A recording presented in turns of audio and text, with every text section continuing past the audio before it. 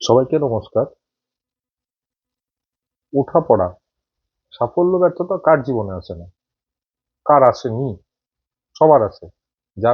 যাদের এখনো আসেনি তারাও নিশ্চিন্ত থাকুন, আসবে। এটা একদম হাত ধরাধরি করে চলে। কারো আগে বা কারো পরে। কেউ হয়তো আগে সফল হন, পরে ব্যর্থতা আসে। কেউ হয়তো লাগাতার ব্যর্থ হতে থাকেন, তারপরে সাফল্য আসে। এই যেমন আমরা দেখতে পাচ্ছি ক্রিকেটে সঞ্জু স্যামসন সফল হচ্ছেন। তো একদম উনি রবার্ট বুশের মতো লেগেছিলেন, যার ফলে সফল হয়েছেন। যাদের এখনো আসেনি তারাও নিশ্চিন্ত থাকুন, আসবে। এতে ঘাবড়ে যাওয়ার খুব একটা কিছু নেই। মানে ওঠাপড়া আছে মানে বোঝা যাবে যে আমরা আছি, বেঁচে উঠতে আছি। ওই সিনেমা সিরিয়ালে দেখায় না, টিভি মনিটরে কেউ হয়তো অসুস্থ দেখাচ্ছে, যে আছে একদম পুরো ক্রিটিক্যাল অবস্থা, এই হার্টবিট উঠছে নাচছে, উঠছে নাচছে, মানে বোঝা যাচ্ছে যে হ্যাঁ মানুষটা আছেন। কিন্তু যদি একদম ফ্ল্যাট হয়ে যায় তাহলে বুঝতে হবে শেষ, গল্প শেষ। তো ওটা আমাদের জীবনেরও গল্প বটে। আর আরেকটা জিনিস, একটু যদি তলিয়ে দেখা যায়, মানে এটা একদম একান্ত অনুভূতি, কিন্তু মনে হয় কি যে কখনো কখনো না সাফল্যের থেকে বরং ব্যর্থতাই বড় শিক্ষক, অনেক বেশি শেখায়। কেন বলুন তো? সাফল্যের সাথে দেখবেন, এটা নাও হতে পারে, কিন্তু আমি মানে আমারই দুর্ভাগ্য হতে পারে, অধিকাংশ ক্ষেত্রে দেখেছি মানে সাফল্যের সাথে চলে আসে কি অহংকার আর ঔদ্ধত্য।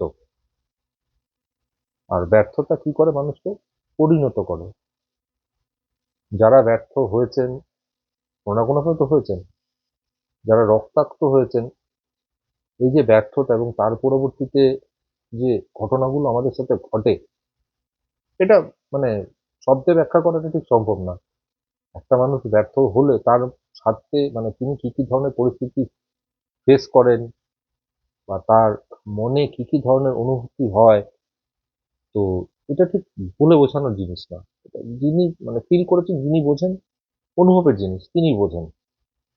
তো এখানটা ঘাবড়ে যাওয়ার কিছু নেই, এখানটা একটা জিনিস স্মরণ করা দরকার, মানে নতুন কিছু না, পুরোনো কথা জাস্ট একবার স্মরণ করে নেওয়া।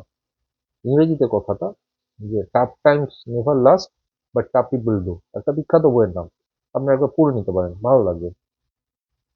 তো ব্যর্থতা আসবেই, কিন্তু আমাদের এটাতে ঘাবড়ে যাওয়ার কিছু নেই।